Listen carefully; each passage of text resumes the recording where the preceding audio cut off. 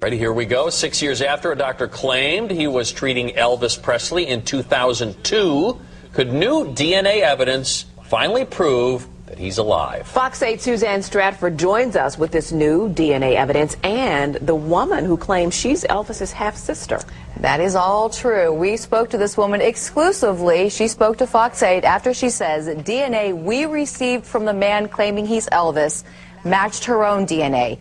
And she says DNA from Elvis's family members also matches. So is Elvis alive, and is she really his half-sister? You decide.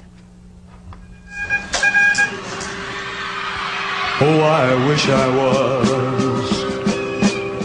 in a land of cotton. It was the first program beamed around the world by satellite. I had a next-door neighbor.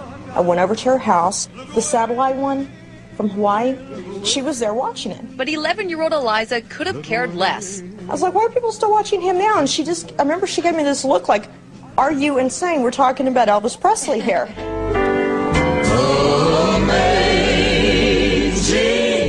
Several years later, as fans said goodbye to the king, Eliza learned she was adopted.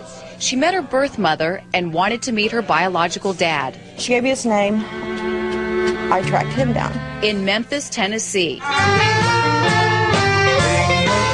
But sadly, the man said he didn't know her mother. And he has denied it from day one. She wondered, if he wasn't her father, then who was? Eliza's husband had a theory after seeing these pictures of Elvis as a child next to photos of their own children. He looked at the picture, looked at me, and he's like, I'm telling you, you're related to the man. Sure, her mother grew up near Graceland, and yes, she spent time with Elvis as documented in this newspaper clipping, but realistically... And I remember going, you're crazy.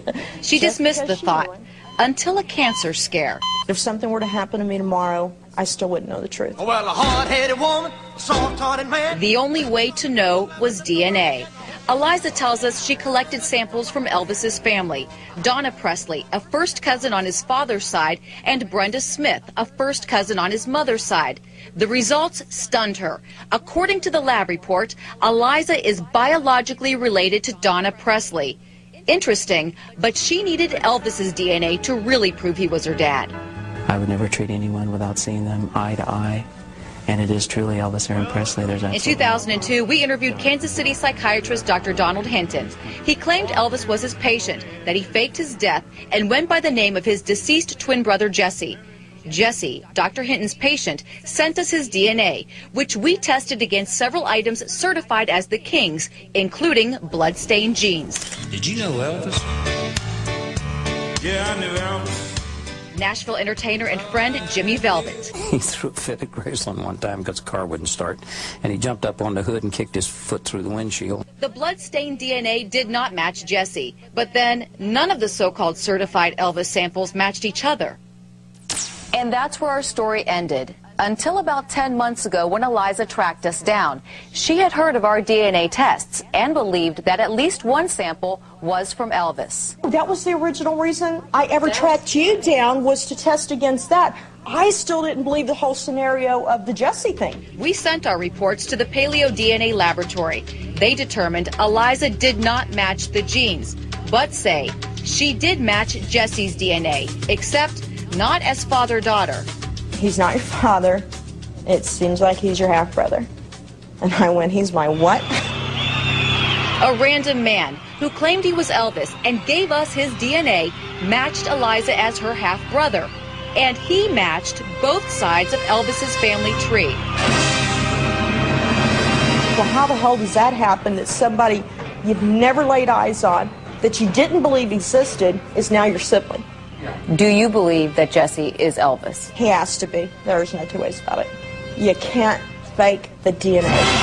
But what does the DNA really mean? We asked forensic scientist Tony Tambasco, who handled the original DNA testing for us. It does look like wow. Tony tried to review the numbers like a criminal case, but generally we don't deal with siblings and or cousins. In criminal cases, it's first-person, irrefutable DNA beyond a reasonable doubt. But Tony says this type of testing is different. The likelihood ratio, assumes to begin with that there is a relationship, and then it compares that to the general population. And Tony says, although there is DNA in common, Many unrelated people can share common DNA markers. He says the only absolute way to know is Priscilla's still alive. Lisa Marie's alive. You could compare that easily, and the issue could easily be resolved. But Eliza is so confident that Elvis's dad, Vernon, is also her father, she changed her name to Presley and took Elvis Presley Enterprises to court. Don't cry, Daddy. Many people have tried to sue Elvis Presley Enterprises over the years, usually a self-proclaimed love child. This case is different for a number of reasons. For starters, it's the first time someone has claimed they're Elvis's half-sister. And more importantly, it's the first time the courts have reopened the estate. Obviously, we would have preferred that she not reopening it, but those are matters that we'll address in court.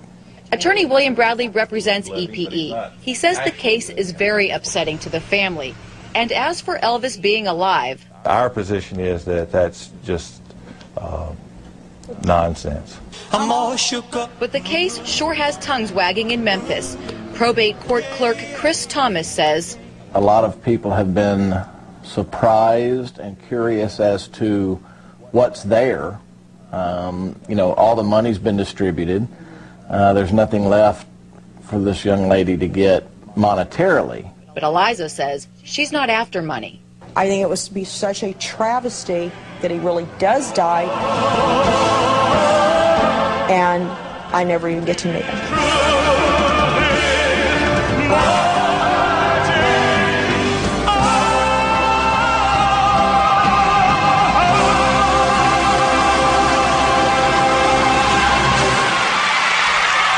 Now, many people wonder, and I'm sure you do too, why won't Lisa Marie just give the DNA and settle this once and for all? But Elvis Presley Enterprises says there are so many false claims against them. If they do it for one, they would have to do it for all. Eliza's attorney, however, says this case will most likely be dismissed in probate court where it began, and then it will be filed in chancery court. And right now it is working its way through the court system. But it's a big deal to have it reopened, right? It's huge. It really is, because they have been sued so many times. This is the first time that they have ever reopened the estate. The judges found enough evidence to reopen the estate. Where it goes from there, we'll be watching very closely. And again, no money, but she has a, you know, who's my father, who's my family, Right. am I related, and I'm lost in all this. Absolutely. And when she first began looking for her father, again, she wasn't looking for Elvis Presley. She was looking for, you know, just her father. She was a little girl who was given up for adoption trying to find her birth parents. So she really wasn't looking for Elvis, but in her search, it led her to Graceland. Fascinating. It is fascinating.